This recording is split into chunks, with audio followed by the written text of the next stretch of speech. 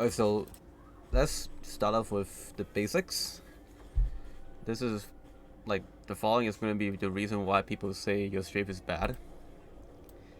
Is look at these 3 fights back to back, and then look at where you are on the map during the entirety of these fights.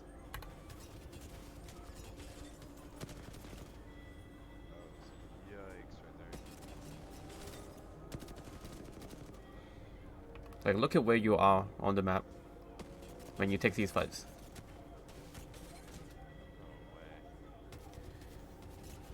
Like, notice how you're on the same spot on the map during the entirety of the fight.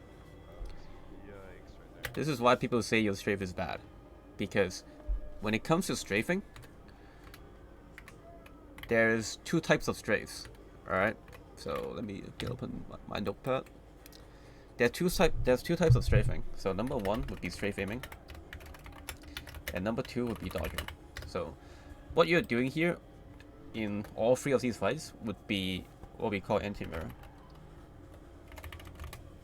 And what this is that, well, it's obvious. So the enemy goes left, you go right, and you go right, the enemy goes left. Doesn't matter. So the point here when you do strafe aiming would be that your goal is to maximize damage. Is to maximize your damage output. And this is good when, let's say, you have a health advantage, right? Let's say you start off a fight and you end up with like 100 health more than the enemy. So then it's okay if you take damage. So now the goal is I want to finish the fight as fast as possible. So I'm going to hit an anti-mirror and finish the fight right there. Right? This is pretty obvious, and most M&K players would know what this is. But the second is, and where some players like lack on, would be what we call dodging. So what dodging is, the goal is very simple, like it's self-explanatory. This is very obvious, but how do you actually do this? So the easiest, most basic concept when it comes to dodging would be bias. And what is bias? So bias would be how much you move in the fight over time, which we can see. This guy's fighting me. And look at where I am on the map during the entirety of the fight.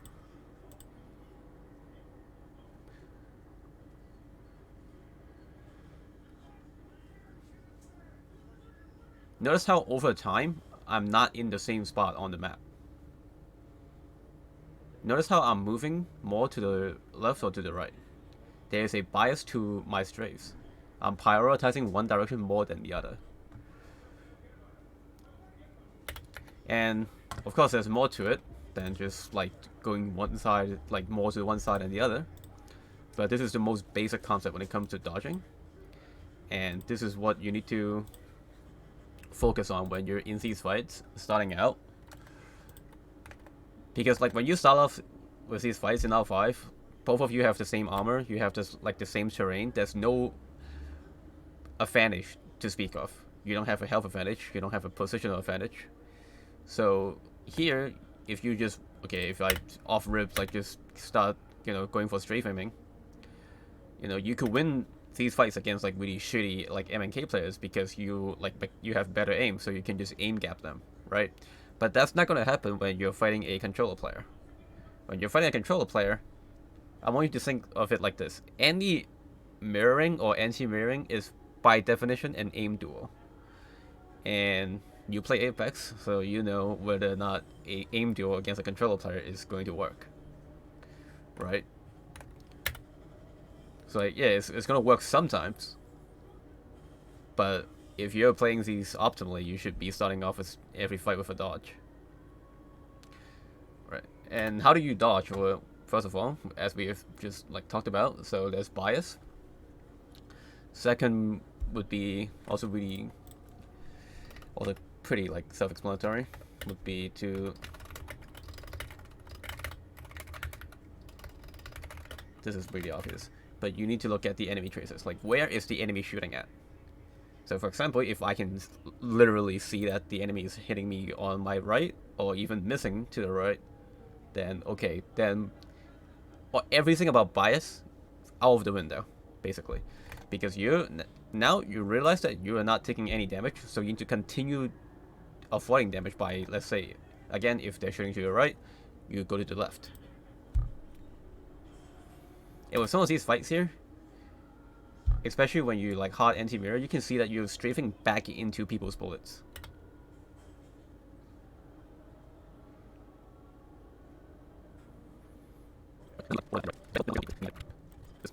Look at this fight.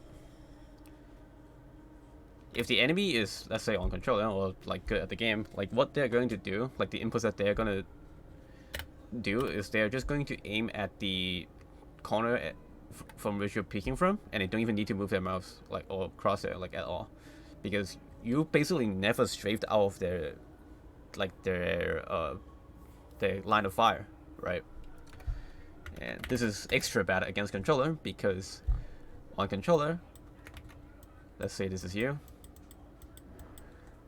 Okay, this is what you see on M&K, but controller doesn't see it like this. Controller, because of aim assist, there is a... You can imagine like a bubble around you, where as long as you're in this bubble, aim assist is going to pull. Obviously, it's not going to aim for you, like that's not how controller works, but a good controller player would be able to realize this and then immediately, just with like very slight inputs or just by aim assist, like rotation, like rotating the cross, like the aim, you're going to get hit, basically. So when you like hard mirror people like this on controller,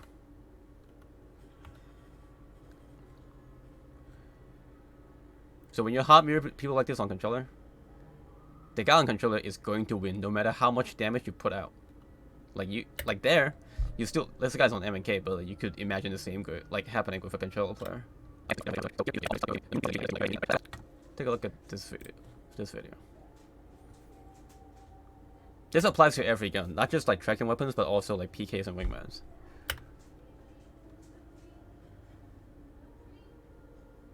A good M&K player could be able to could just do this, and in all these fights, you're just strafing back into people, so you're just going to get hit. While the guy shooting you doesn't even need to put in that much effort because they know where you're going, and they can just aim at where you're going to go because they're reading your strafe correctly. And this is 500 times as bad as for controller, because controller just does this, like this action here, basically like automatically. You wait for people to fall into your crosshair. Yeah, especially with guns like the wingman and like PK, this is a lot of what you do, because like, think of it like this: putting your crosshair on target 100% of the time is fundamentally impossible for you, because you're M&K. So when you're in a fight like these, of course on Kovacs, you don't like predict where the bot is going to go, because on Kovacs, the bot is moving completely randomly, right? If you stop predicting, then that makes no sense, because it's random. You're just trying to like get lucky. But in game, it's not completely random. In game, there's a lot of things that you can do to manipulate and to affect how the enemy is going to move. For example, let's say the enemy, like the simplest example would be, let's say the enemy is like mirroring you. Okay, so I go left, he's going to go right because he's mirroring me. I'm controlling the fight, right? So if I do that, then I'm gonna know, okay, he's going to follow my strafe, and I'm going to aim, just like I'm just going to move my mouse to the right when I change directions, because he's going to do that. Or let's say with the wingman, same thing here. Let's say the guy is just walking to like the same direction. I'm gonna put my crosshair where I think they're going to go, and they're gonna walk into it if I read their movement correctly, right? Of course, it's not going to work every time. You're not going to read the enemy's movement perfectly every time. It just happens. So when that happens, now you go back to aiming actively. So now your goal is to, okay, I need to put my crosshair on the enemy, and that's where your flicks and your static aim comes into play. What does bias mean again? Bias would be how much you move over time on the map. For example, if you just AD spam, right, left, right, left, right, left, right, overall you're going to be in the same area on the map. So a bias would be if I go to the left more than I go to the right. If I go to the right more than I go to the left. So over time, over the entire duration of the fight, there is a direction that I'm moving towards. That would be bias. That one came pretty quick.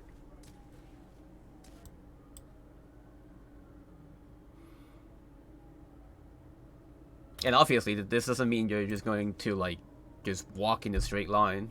There needs to be a stutter, basically. So, yep, I'm going to steal from this guy again. But this diagram is very good. So, look at it like this. Look at how over time there is a direction that you're moving towards. See? But obviously you're not walking a straight line, because if you just walking in a straight line, you're gonna get hit very easily, right? But notice how over time there is a stutter, but I'm still going left and right, but there's a general direction that I'm moving towards. So having a bias is a good thing, yes, because having a bias, think of the angle between you and the enemy. When I have a bias, the angle between me and the enemy is going to increase for the both of us.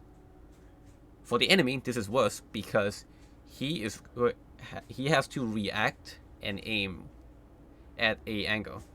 He is reacting to what I'm doing. But for me, although I'm aiming at a equally big angle, I have more control because I have control over how I'm strafing. So I know how to adjust my aim, given if I have like good mouse control, right?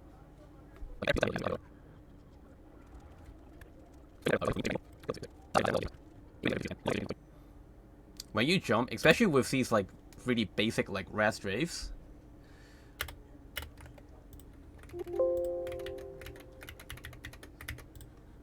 think of it as this. Like when you jump in the air, right? It's like this. It's very simple. But a rat strafe would be too easy to read, basically. It's too easy to understand what you're doing, and so it's extremely easy for anyone to just aim at the path that you're going to go. Just guess, like basically just put the crosshair right into the middle of your trajectory, and they're going to hit you for free because you're just jumping into them. And not only that, this also makes it harder for you to aim because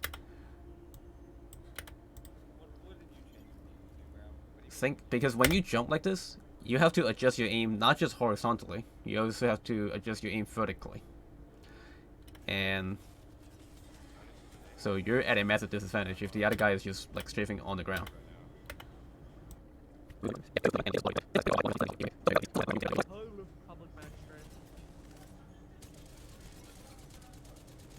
See? This is actually a great example of what I just talked about bias. Look at how the enemy here, there is a overall like direction that he's going. And meanwhile, you're just like AD spamming, and you remain on the same like part of the map. It is so much easier for this guy to hit you than it is for you to hit him. Because for him, he just aims at your general direction, and he's most likely going to hit you because you don't have a big bias, right? But for you, you have to aim at his angles. You have to aim at this wider angle that he's moving at.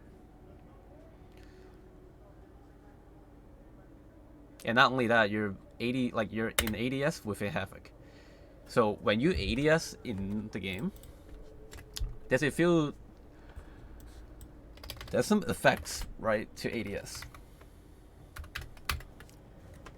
So number one would be, this is obvious, lower FOV. That means people, actually everything. Right, this is just visually, right? Visually, everything is going to move faster when the FOV is lower. This is very obvious. Second of all, M and K debuff.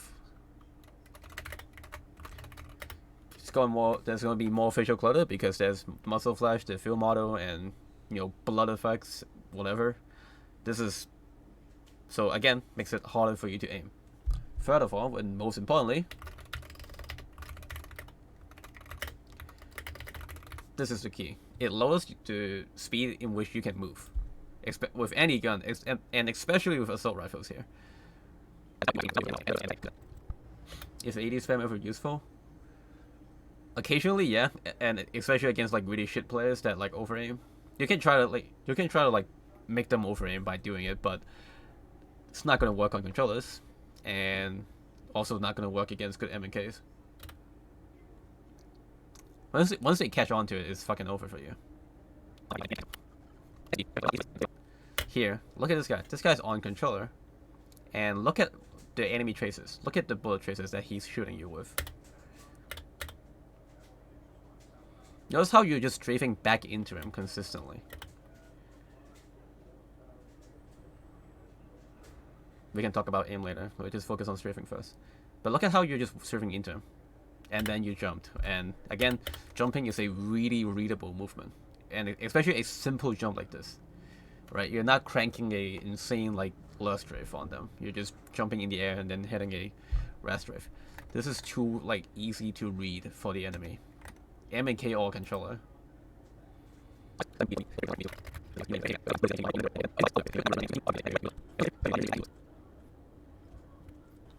Think of the advantage that you have when you start off the fight here. And the answer is there's no advantage. You have the same health as they do. There's no cover. This guy's on controller. If you just mirror them like this, you're going to lose by default. Unless you hit just as much as they do, and you're not going to do that because you are on M&K, right? So when you do this, when you start off a fight like this, your first action should be you need to think of strafes. You need to think of dodging. First thing is you have to dodge.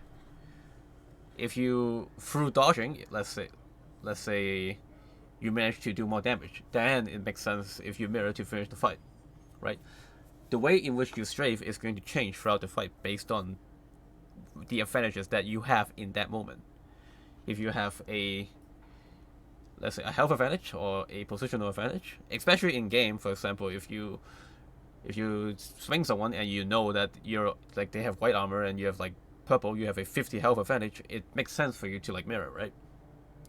But on here, where there's absolutely zero, like it's a completely neutral like game state, this is just throwing, and you get insta-killed because aiming a anti-mirror like this is the easiest thing possible for controllers.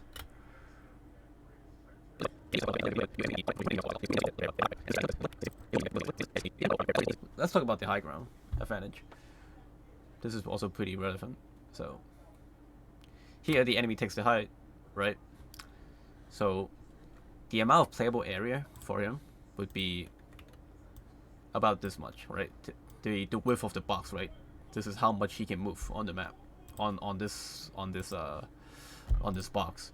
However, in actuality, you don't have to aim at like your range of motion to hit this guy is not going to be as wide as this box. So let's say the enemy is here. I'm going to draw a capsule here, I guess. Basically, if this guy is on the edge, right? If this guy is on the edge, like this. Oh, that was a horrible drawing. If this guy's on the edge like this, you can aim at here, right? And you still hit him. And then if he's on the other side, of the cover, oh my, horrible drawing. Again, it's the same. You can aim here and you're still gonna hit. So overall, your range of motion, this like pink like line represents all of the playable area for this guy on this cover. And when this cover is not tall enough where you can stand back and play as a head glitch, it's not really an advantage to get this type of like height, because it's not really a good like height, because again, you can't play it as a head glitch. So here you actually do the really good thing of you seem to realize that again the pink line is where your motion, like you can just stay in on this pink line and you will hit this guy no matter where he goes, and you under aim like very well on this guy here in this fight. Look, so look, see.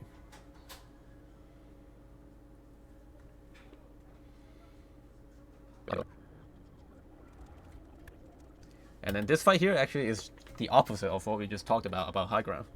This time you're on the high ground here, and the area that you have to strafe again is very limited, and this guy's on controller, so he's going to understand. Well, aim assist is going to understand where he needs to aim, and he's going to hit you for much more damage. And so this type of high ground is honestly not as good as you may think, because suppose that you realize that okay, this high ground is bad, I need to jump off.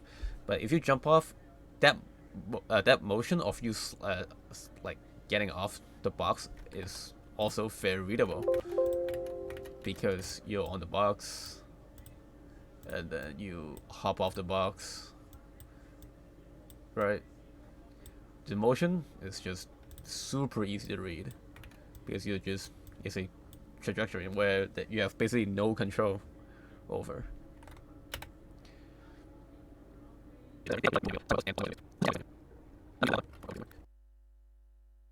Back. Alright. So here, when it comes to aim, this is something that might be new. So a lot of people, they would consider aim is just a simple process of putting your crosshair onto the target. And yes, like visually this is what's happening. But when you're in game, where again you have the ability to manipulate and to affect how the enemy is going to move, and where putting your crosshair onto target is quite literally impossible for M&K, there is something that we call reading. And what this is basically you need to ask yourself a few questions when you're in these fights. So number one,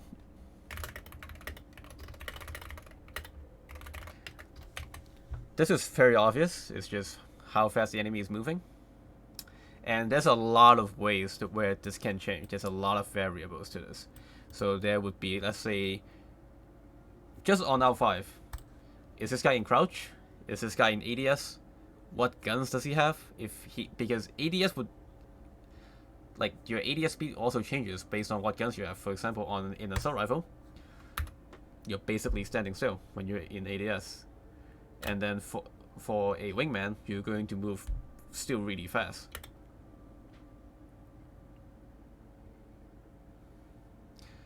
Like, see, in this example here, especially this one, this time it's on you. Look at how slow you're moving when you ADS with the havoc here. And there's a few others. So number two would be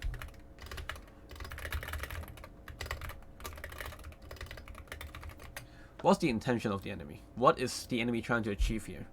So this would be answered by, are they trying to have a left-leaning bias? Are they trying to have a right-leaning bias? Are they trying to AD spam?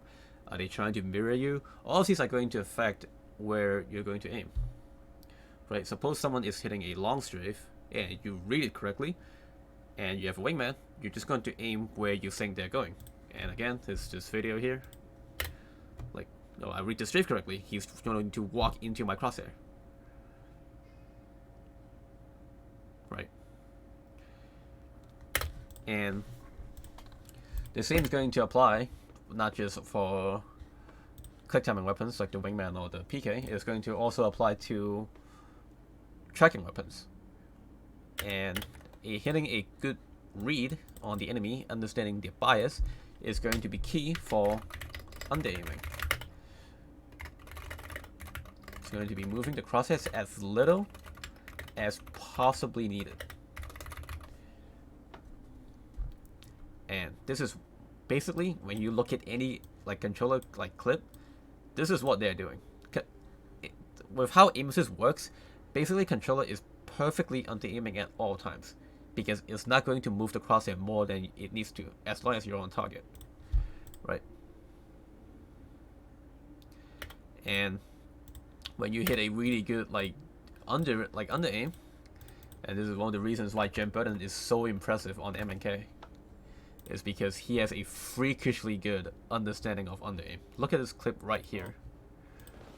Look at how, not this first one. This first one is just good tracking.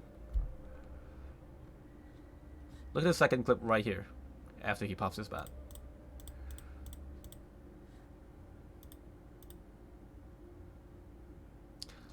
Look at how he basically does not move his crosshair, and yet he reads the other guy's strafe extremely well, and he hits every shot, or like a majority of it, without moving his crosshair much.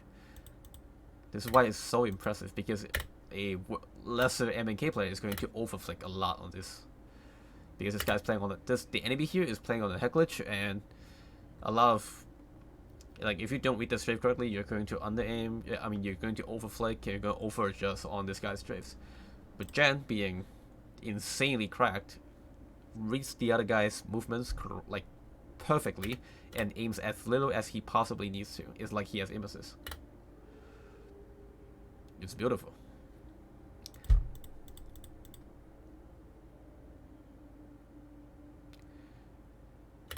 Right, and again, this is something that is going to apply on controller and also MNK, but especially for MNK, because for controller, some of the difficulty in doing this is removed by aim assist. But for MNK, this is probably the biggest difficulty in aiming. It's to the point where if you have good reading, your mouse control can be honestly lacking, and you can still be a incredibly good player.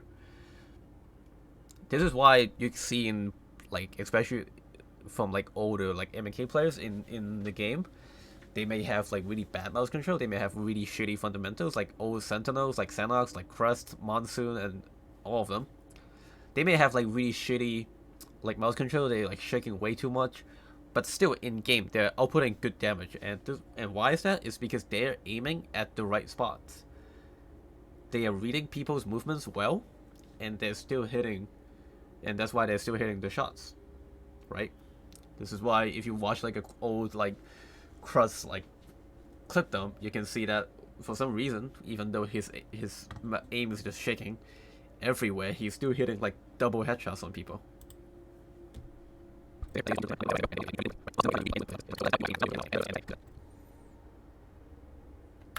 Oh, wait, this right there, that was that was really good. That's exactly what I'm talking about when I mean by under aiming. Look at how you just move your crosshair as little as you need, and you hit basically all of your shots. Here's a guy that I know. This guy pretty much has perfect strafes and perfect reading. He just lacks mouse control. This guy is unbelievably good. He fucked up the brightness in his VOD, but look at how little he's moving his crosshair in these fights. He's moving as little as he possibly needs to, and he's hitting a lot of shots.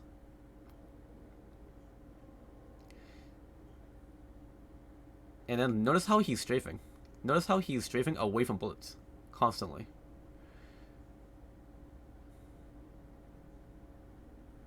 Obviously, it doesn't always work, but you can see the difference. Look at how he's aiming. Look at how little he's moving his crosshair.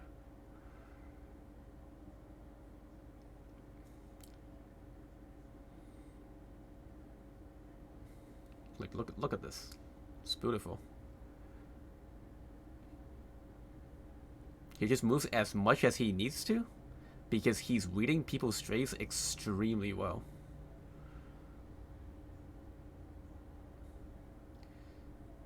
His only mistake is sometimes he doesn't read correctly, and he doesn't have like the mouse control to readjust his aim back on the target. But other than that, he's playing most of these as well as as good as M&K can possibly play at. Of course, like M&K still whiffs sometimes. But again, look at the difference between this guy's gameplay and yours.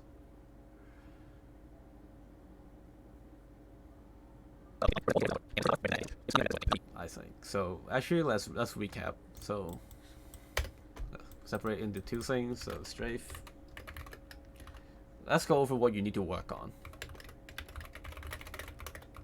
This is the #1 most important thing in your gameplay, is learning how to dodge. Because in basically all of these like clips, you're doing zero dodging basically. You're committing to these like really difficult like aim duels against people. Sometimes it works, but most of the time against a controller or let's say a good M&K player, you're never going to win. That's #1. #2, this is simple. Stop jumping. Just stop. Most of these red strafes are not doing you any favors. It's making it harder for you to aim because you need to adjust your aim vertically and also horizontally. It also makes it so your movement is, you're basically locked in the air. There's not much air strafing that you can do, and so people can just aim at where you're going to and they will hit you for free. That's #2 with your strafes. So learning how to dodge and stop jumping.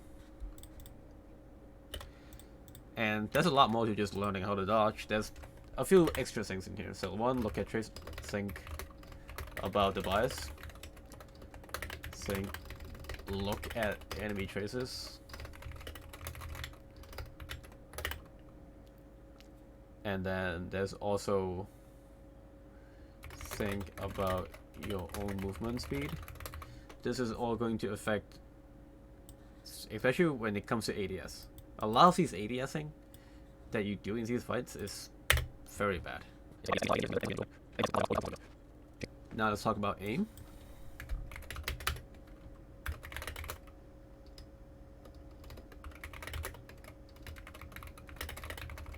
Learn how to read the enemy movement. How fast are they moving?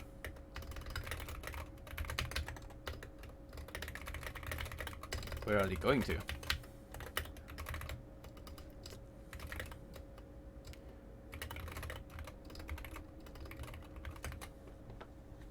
What is the intention? Where are they going to? How fast are they moving? Are they in ADS? Are they crouching? What guns do they have? All of these are going to affect how fast the enemy is going to move. And therefore, to aim optimally, you need to under aim. But with a good read, you under aim. You move your crosshair as little as possible while outputting damage.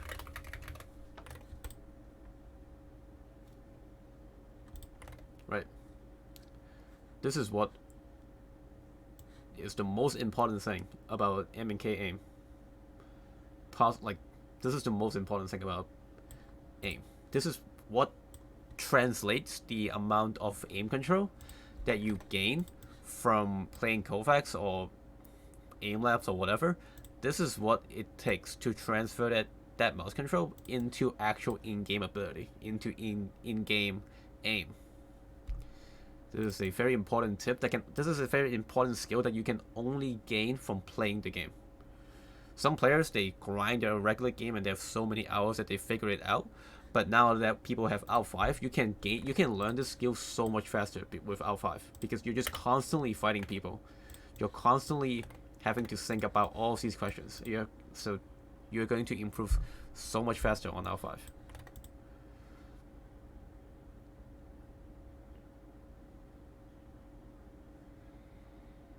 This is why Future went from a just random movement player into being one of the best M&K players in tier 2 just from R5 because he learned all these things about aim and about strafing. But yeah, this is where we're at. So if you have any more questions, you can DM me on Twitter. But yeah.